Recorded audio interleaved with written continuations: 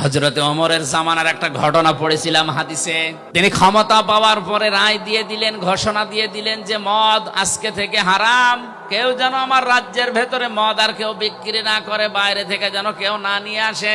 মদিনার এক যুবক আকিক নামক বাজার থেকে চুরি করে 2 বোতল মদ ওই সময় কিনেছে।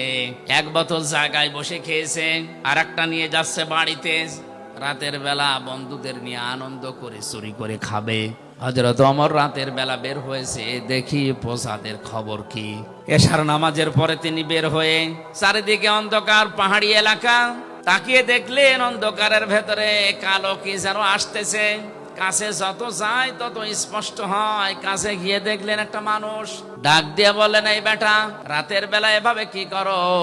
লোকটা হযরতে ওমরের কণ্ঠ শোনার পরে তার মাতলামি ভালো হয়ে গেছে। কারণ হযরত ওমর যে রাস্তা দিয়ে যেত, শয়তান পর্যন্ত রাস্তায় আসতে ভয় পেত।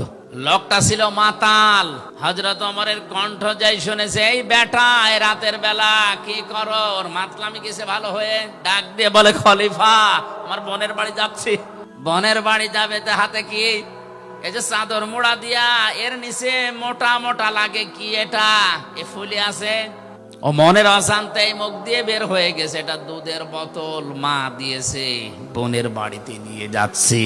হযরত ওমর সঙ্গে সঙ্গে বললেন, দেখি তোর দুধের বোতল দেখা কেমন। লোকটা চিন্তা করছে, মিথ্যা কথা তো বলেই ফেলেছি। 1 বোতল খেয়েছিলাম, আর 1 বোতল নিয়ে যাচ্ছিলাম। এই কঠিন মুহূর্তে যদি চাদরটা তুলে এই বোতলটা হাতে দেই, দেওয়ার সঙ্গে সঙ্গে এই মিথ্যা বলার অপরাধ আমরা মেরে ফেলবে। এখনো পর্যন্ত ওর বিশ্বাস হয়নি আমার চাদরের নিচে কি আছে, ও তো জানে মদ। ওই সময় আল্লাহকে ডাক দিয়ে বলেছে মনে মনে, রব্বুল আলামিন, আজকের এই কঠিন অবস্থায় তুমি যদি ওমরের হাত থেকে আমারে বাঁচিয়ে দিতে পারো, তোমার নামে শপথ করে বলছি, জীবনে আর কোনোদিন আমি মদ খাবো না। হযরত ওমর হাত বাড়িয়েছে, লোকটাও চাদর খুলে দিচ্ছে। ওর তো মনে মনে আছে যে এটা মদেরই বোতল। চাদর ওসা করে যখন ওনার হাতে দিয়েছে, হযরত ওমর হাতে নিয়ে দেখলেন গরম দুধ। ডাক দিয়ে বলে, আল্লাহর বান্দা, এই নাও, চলে যাও। লোকটাকে যখন বলে এই নাও, চলে যাও, ও আর যায় না, জায়গায় দাঁড়িয়ে আছে। হযরত ওমর জিজ্ঞাসা করে, কি যাও না কেন? লোকটা বোতল ফেলে দিয়ে বলে, খলিফাতুল মুসলিমিন, আমি কিন্তু সত্যি মদ খেয়েছিলাম, আর 1 বোতল নিয়ে যাচ্ছিলাম বন্ধুদের নিয়ে খাবো। আপনি যখন চাইলেন আমিও দেওয়ার জন্য রেডি।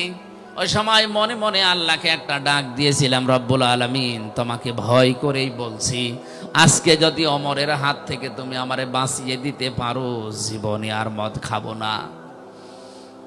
যে আল্লাহ আমার সেকেন্ডের ভেতরে মনের কথা শুনে মদের বোতলকে দুধের বোতলে পরিণত করে দিয়ে আপনার হাত থেকে বাঁচিয়ে দিতে পারে, সত্যি আল্লাহর নামে আমি যেটা কসম করেছিলাম ওটা ঠিক রাখবো, জীবনে আর কোনোদিন আমি আর মদ খাবো না। আল্লাহর ভয় নিয়ে কোনো মানুষ যদি অন্যায় কাজ করার সামর্থ্য থাকার পরেও কোনো মানুষ যদি আল্লাহর ভয়ে ফিরে আসে, মহান আল্লাহ ওই সময় তাকে সাহায্য করে।